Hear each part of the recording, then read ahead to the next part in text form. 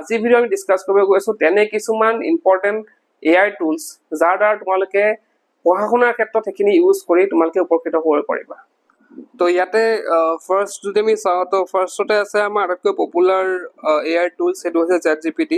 তো ইয়াতে তোমালোকৰ চোৱা ChatGPT কিছুমান সবৰে সব এটা টুলছৰ কিছুমান স্পেশালিটি থাকে। তো ChatGPT যদি কথা কওঁ তোমালোকে ডিফাৰেন্ট চেপ্টাৰ এক্সপ্লেইন কৰাব পাৰা ChatGPT দি পেলাই। তো এক্সপ্লেইন কৰাব পাৰা মানে কি তোমালোকে ধৰা ইংলিশৰ চেপ্টাৰ এটা লৈছা তো ইংলিশৰ ChatGPT কিন্তু অসমীয়া বা অসমীয়া যদি তোমাকে এক্সপ্লেইন কৰাব দিয়া কিন্তু অলপ খেলিমেলি কৰে। গতিকে তোমালোকৰ যদি ইংলিশৰ কিবা মানে মিডিয়ামটো যদি ইংলিশ হয় তোমালোকৰ ইংলিশত লিখিলে তেওঁলোকে চেপ্টাৰবিলাক ধুনীয়াকৈ এক্সপ্লেইন কৰি দিয়ে। তো আছামিজত ট্ৰাই নকৰিবা। মেকিং শৰ্ট নোটছ এতিয়া তোমালোকে যদি ইচ্ছা কৰা যে শৰ্ট নোট বনাও যিকোনো চেপ্টাৰ এটা শৰ্ট নোট বনাবলৈ যদি ইচ্ছা কৰা তোমালোকক ChatGPT ধুনীয়াকৈ বনাই দিব।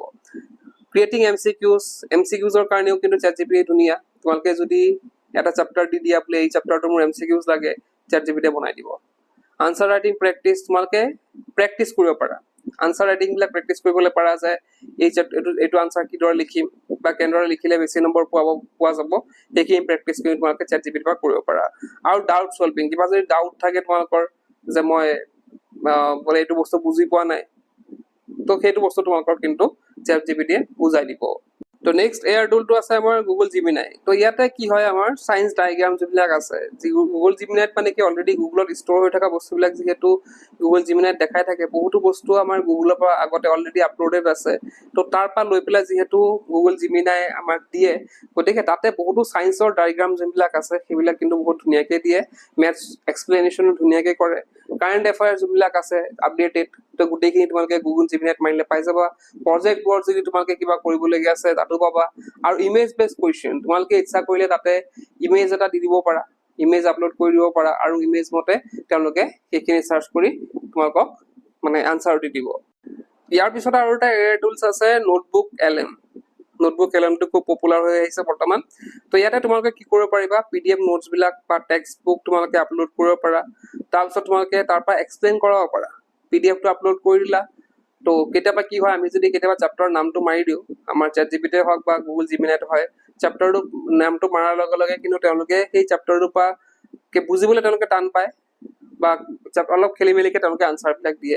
কিন্তু আমি যদি PDFটো ডাইৰেক্ট তাতে আপলোড কৰি দিওঁ বা টেক্সট বুক যদি ডাইৰেক্ট আপলোড কৰি দিওঁ তেতিয়া কি হয় নোটবুকৰ ক্ষেত্ৰত তেওঁলোকে কিন্তু ধুনীয়াকৈ আনসাৰটো কাৰেক্টলি দিয়ে। এতিয়া তোমালোকে ইয়াতে নোট আপলোড কৰাৰ পিছতে তোমালোকে যিকোনো চেপ্টাৰ এক্সপ্লেইন কৰাব পাৰিবা। ইম্পৰ্টেণ্ট কুৱেশ্যন যদি লাগে তোমালোকক তাৰপৰা দি দিব। সামাৰাইজ কৰিব পাৰে লেচনবিলাক আৰু ৰিভিজন নোটছ তোমালোকে ৰিভিজন কৰিবলৈ তেওঁলোকে শৰ্টকৈ কিছুমান নোটছ তোমালোকক বনাই দিয়ে। ইয়াৰ পিছত আমি যদি চাওঁ নেক্সট এআই টুলছটো হৈছে আমাৰ কেনভা AI। তো কেনভা AIত তোমালোকৰ আমাৰ যিহেতু কেনভাত পিকচাৰ বা ইমেজ ক্ৰিয়েশ্যনত অলপ মানে সুবিধা হয় আমাৰ যিহেতু ডিজাইনৰ ক্ষেত্ৰত কেনভাই হেল্প কৰে। গতিকে এইখিনি তোমালোকে কৰিলে তোমালোকৰ স্কুল প্ৰজেক্ট যিবিলাক দিয়া হয় স্কুল প্ৰজেক্টত বনাবলৈ সহায় কৰে কেনভাই। চেমিনাৰ প্ৰেজেণ্টেশ্যন চেমিনাৰ যদি তোমালোকে পিছত ধৰা কলেজ পঢ়ি পেলাই যেতিয়া চেমিনাৰ কৰিবলগীয়া হ'ব তেতিয়া এই কেনভা AI তোমালোকে সহায় কৰিব। এছাইনমেণ্ট কভাৰ পেজ বনাই দিয়া এডুকেশ্যনেল পোষ্টাৰ বনাই দিয়া কেনভা মানে কি ইমেজৰ লগত জড়িত বেছি তো সেই পোষ্টাৰ বনাই দিয়াটো তোমালোকক কেনভাই সহায় কৰিব। তাৰপিছত আছে গ্ৰামাৰেলি। তো ইয়াতে কি হ'ব তোমালোকৰ মেইনলি ইয়াত গ্ৰামাৰৰ ইংলিছ গ্ৰামাৰৰ ক্ষেত্ৰত তোমালোকৰ এই এপ মানে এই টুলছটোৱে সহায় কৰিব। তো ইয়াতে তোমালোকে এছে লিখিব লাগে লেটাৰ লিখিব লাগে ৰিপৰ্ট লিখিব লাগে গ্ৰামাৰ শিকিব লাগে এই গোটেইখিনি তোমালোকৰ এই গ্ৰামাৰলিত পাই যাবা। এতিয়া বহুতো ছাত্ৰ ছাত্ৰীক সেইটো প্ৰশ্ন উঠিব এইখিনি তুমি ChatGPTত মাৰিও পাওঁ বা জিমিনাইত মাৰিও পাওঁ কিন্তু তোমালোকৰ মই কৈছোঁ যে প্ৰত্যেকটা এপৰ কিছুমান স্পেচিয়েলিটি থাকে টুলছৰ। গতিকে এই যে গ্ৰামাৰলি আছে সেইটো স্পেচিয়েলি ইংলিছৰ ক্ষেত্ৰত এছে ৰিপৰ্ট গ্ৰামাৰ সেইবিলাকৰ কাৰণে বনোৱা হৈছে। তাত তোমালোকে ট্ৰাই কৰি চাবা অলপ বেটাৰ পাবা আনসাৰবিলাক অলপ বেটাৰ পাবা। ইয়াৰ পিছত আছে পাৰপ্লেক্সিটি AI।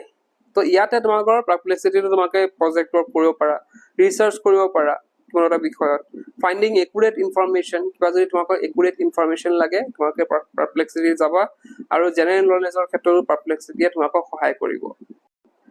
তো নেক্সট আছে খান একাডেমি AI। তো সেইটোৱে খান একাডেমি AIত তোমালোকে মেথছ ফিজিক্স আৰু কেমেষ্ট্ৰি তো এইকেইটা মানে ছাবজেক্টৰ এইটো মই কৈছো যে প্ৰত্যেকটা টুলছৰ স্পেচিয়েলি থাকে, ঠিক তেনেকৈ ইয়াত খান একাডেমি এআইৰো সেইটো স্পেচিয়েলিটি যে তেওঁলোকে মেথছ, ফিজিক্স, কেমেষ্ট্ৰি এই বিষয়কেইটাত তেওঁলোকে অলপ বেছিকৈ ভাল আনচাৰ দিয়ে বা তেওঁলোকে এইটো স্পেচিয়েলাইজ হৈ আছে এই টুলছটো এইকেইটাৰ কাৰণে।